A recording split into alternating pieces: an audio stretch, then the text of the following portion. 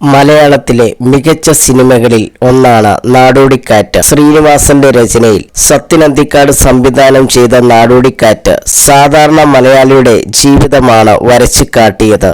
ദാസനും വിജയനുമായി മോഹൻലാലും ശ്രീനിവാസനും അഭിനയിച്ച ചിത്രത്തിൽ തിലകൻ, ശോഭന, ഇന്നസെന്റ് തുടങ്ങിയ മലയാളത്തിലെ മികച്ച അഭിനയ നേതാക്കളും ഒന്നിച്ചിരുന്നു. പ്രേക്ഷകർ ഇന്നും റിപ്പീറ്റ് കാണുന്ന സിനിമയുടെ ക്ലൈമാക്സിനെ കുറിച്ച് സംസാരിക്കുകയാണ് സത്യൻ അന്തിക്കാട്. തിലകന് ഒരു അപകടം പറ്റിയതിനാൽ ചിത്രത്തിന്റെ ക്ലൈമാക്സിൽ അഭിനയിക്കാൻ കഴിയില്ലെന്നും ആ ഷോട്ടുകൾ മറ്റൊരാളെ വെച്ച് ലോങ് ഷോട്ടിലാണ് എടുത്തതെന്നും സത്യൻ അന്തിക്കാട് പറയുന്നു. എന്നാൽ ഇന്നേ വരെ ആ രഹസ്യം താൻ ആരോടും പറഞ്ഞിട്ടില്ലെന്നും അതനുസരിച്ച് പല സീനുകളും പൊളിച്ചെഴുതുകയായിരുന്നുവെന്നും സത്യൻ അന്തിക്കാട് പറഞ്ഞു. താരങ്ങളുടെ ഡേറ്റ് പ്രശ്നം കാരണം കുറച്ചു മാസങ്ങളെടുത്താണ് ചിത്രം പൂർത്തിയാക്കിയത്. അതിനിടയിലെടുത്ത സീൻ എഡിറ്റ് ചെയ്ത് ഡബ് ചെയ്ത് ഫിനിഷ് ചെയ്തു വെച്ചു. തിലകൻ ചേട്ടന്റെ ഡേറ്റ് പ്രശ്നം കാരണം ക്ലൈമാക്സ് ചിത്രീകരിച്ചിരുന്നില്ല. ചിത്രം 2 ദിവസം കഴിഞ്ഞ് റിലീസ് ചെയ്യാനായിരുന്നു പ്ലാൻ.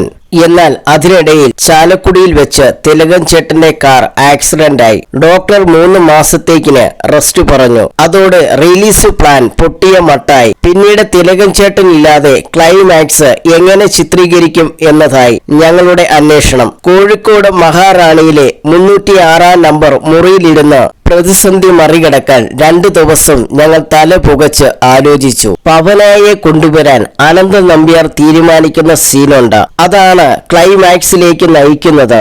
പക്ഷേ അത് ചെയ്യാൻ തിലകൻ ചേട്ടന് വരാൻ പറ്റില്ല. ഒടുവിൽ അനന്തൻ നമ്പ്യാരുടെ സഹായിയെ കൊണ്ട് ഒരു അഡീഷണൽ ഡയലോഗ് പറയിപ്പിച്ചു. ഇനിയും ആനന്ദൻ നമ്പ്യാർ പറഞ്ഞതുപോലെ പവനായി വന്നാലേ രക്ഷയുള്ളൂ. അതായിരുന്നു ആ ഡയലോഗ്. ഇങ്ങനെ സീനുകൾ ഇന്ത്യ ലെജൻഡായി പൊളിച്ചെഴുതി ക്ലൈമാക്സിൽ ആനന്ദൻ നമ്പ്യാരെ പിടിക്കുന്ന സീനുണ്ട്. ആ സീൻ വന്നപ്പോൾ തിലകൻ ചേട്ടന്റെ രൂപസാദൃശ്യമുള്ള കോസ്റ്റ്യൂമർ കുമാറിനെ ഡൂപ്പാക്കി വൈഡ് ക്യാമറയിൽ വെച്ചാണ് ആ സീൻ ചിത്രീകരിച്ചത്. ഇന്നുവരെ ആ രഹസ്യം ഞാൻ ആരോടും പറഞ്ഞിട്ടില്ല.